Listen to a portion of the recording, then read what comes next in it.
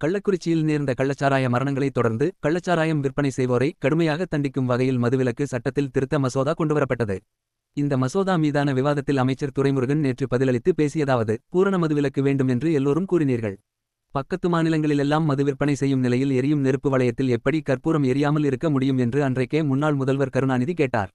உழைப்பவனுக்கு அசதியை போக்குவதற்கு மது தேவைப்படுகிறது.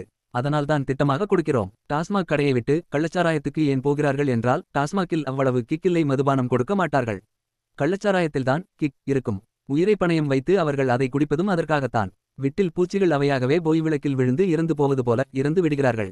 நாம் என்ன செய்ய முடியும்? மனிதனாக பார்த்து திருந்தாவிட்டால் யாரும் அவனை திருத்த முடியாது. அதனால் நடந்தவை நடந்தவையாக இருக்கட்டும், இனி நடப்பவை நல்லவையாக இருக்கட்டும் என்றார். இதுகுறித்து பிரேமலதா அவர் செய்தியாளர்களுக்கு அளித்த பேட்டியில், டாஸ்மாக் மதுபானத்தில் கிக்கில்லை என்பதால் கள்ளச்சாராயத்தை வாங்கி மக்கள் அருந்துவதாக அமைச்சரே கூறியது கண்டனத்துக்குரியது. கள்ளச்சாராயம் வரக்கூடாது என ஒட்டுமொத்த மக்களையும் குடிகாரர்களாக மாற்றியது அரசுதான். கள்ளச்சாராயத்தால் தமிழ்நாட்டில் இனி ஒரு மரணம் கூட நிகழக்கூடாது. தற்போது கைது செய்யப்பட்டவர்கள் மீதும் புதிய சட்டம் பாயுமா? கள்ளச்சாராயத்தால் கடந்த ஆண்டே 22 பேர் உயிரிழந்துள்ளனர். அரசு இப்போது தான் விழித்துள்ளது. கல்வராயன் மலையில் ஆளுங்கட்சியினர் துணையோடு கள்ளச்சாராயம் காய்ச்சப்படுகிறது. இவ்வாறு அவர் கூறினார்.